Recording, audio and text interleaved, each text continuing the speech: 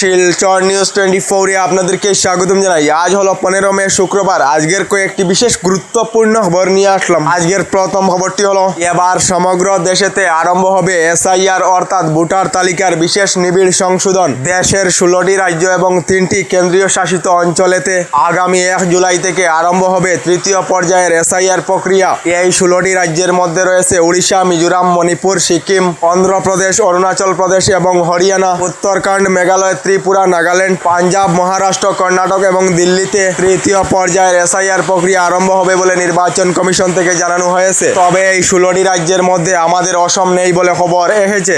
এদিকে ration card থাকা প্রতিটি পরিবারের জন্য এসেছে একটি ভালো খবর। রেশন কার্ড থাকা প্রতিটি পরিবারের ছাত্রছাত্রীদের জন্য অসম সরকার থেকে বৃহৎ সিদ্ধান্ত গ্রহণ করা হয়েছে, যার ফলে ছাত্রছাত্রীদের বিদ্যালয় এবং মহাবিদ্যালয়তে বিনামূল্যে নাম ভর্তির জন্য ইনকাম সার্টিফিকেটের প্রয়োজন হবে না। রেশন কার্ড থাকা প্রতিটি পরিবারের ছাত্রছাত্রীরা বিদ্যালয় এবং মহাবিদ্যালয়তে বিনামূল্যে অ্যাডমিশন নিতে পারবেন বলে জানানো হয়েছে।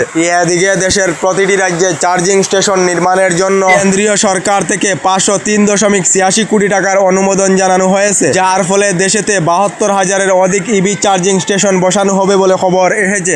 এদিকে চাকরি প্রত্যাশী যুবক যুবতীদের জন্য এসেছে একটি ভালো খবর। গত 5 বছরেতে মুখ্যমন্ত্রী ডক্টর হিমন্ত বিশ্ব শর্মার কার্যকালেতে রাজ্যের যুবক যুবতীদেরকে সরকারি চাকরি প্রদান করা হয়েছে। এইবার এই 5 বছরেতে রাজ্যের 2 লাখ যুবক যুবতীদেরকে নতুন করে সরকারি চাকরি প্রদান করা হবে বলে ঘোষণা রাজ্যের মুখ্যমন্ত্রী ডক্টর হিমন্ত বিশ্ব শর্মার।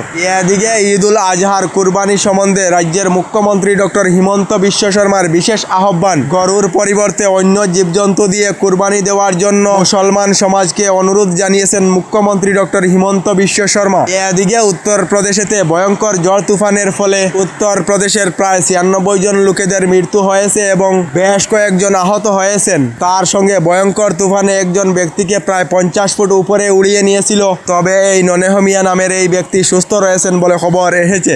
এদিকে আবহাওয়া বিজ্ঞান কেন্দ্রের পূর্বাভাস অনুযায়ী আজ সকাল থেকে বরাক উপত্যকার 3টি জেলা সহ রাজ্যের প্রান্তে প্রান্তে ভারী বৃষ্টিপাত আরম্ভ হয়েছে।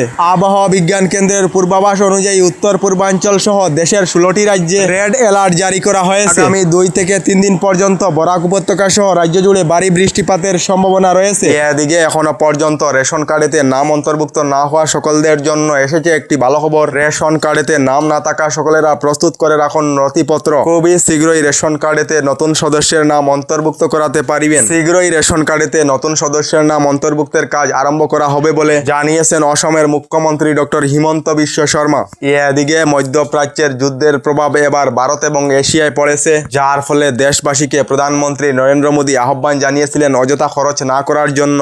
এবার দেশেতে ডিজেল, পেট্রোল এবং সোনারূপার দাম ব্যাপক হারে বৃদ্ধি হওয়ার ইঙ্গিত দিয়েছেন রিজার্ভ ব্যাংক অফ ইন্ডিয়ার গভর্নর বলে খবর এসেছে। এদিকে অসমে নতুন সরকার গঠন হওয়ার পর রাজ্যের মহিলাদের অরুণোদয় প্রকল্প এবং রেশন কার্ড নিয়ে নেওয়া হবে নতুন সিদ্ধান্ত, যার ফলে অরুণোদয় প্রকল্পে মহিলাদেরকে 1250 টাকার পরিবর্তে 3000 করে টাকা দেওয়া হবে এবং এখনো পর্যন্ত রেশন কার্ড না থাকা পরিবারদেরকে রেশন কার্ডও দেওয়া হবে। রেশন কার্ড থাকা প্রতিটি পরিবারের 2 জন মহিলাকে অরুণোদয় প্রকল্পে অন্তর্ভুক্ত করা হবে। নতুন করে অসমের 15 লাখ মহিলাদেরকে অরুণোদয় প্রকল্পে অন্তর্ভুক্ত করা হবে। অসমে সরকার গঠন করার পর একটি একটি করে প্রতিটি প্রতিশ্রুতি পূরণ করা হবে।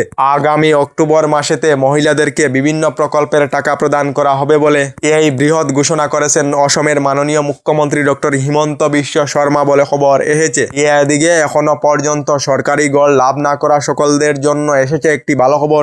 ইতিমধ্যে অসমে প্রায় সরকারি গড়ের জন্য জিওট্যাগিং এর কাজ সম্পূর্ণ হয়েছে। এবার অসমের প্রায় 15 লাখ পরিবারদেরকে নতুন সরকারি গড় প্রদান করা হবে বলে অসম সরকার থেকে প্রতিশ্রুতি দেওয়া হয়েছে বলে খবর এসেছে। আমাদের ডেইলি খবরগুলি ভালো লাগলে আমাদের ভিডিওতে লাইক দিয়ে চ্যানেলটিকে সাবস্ক্রাইব করে নেবেন।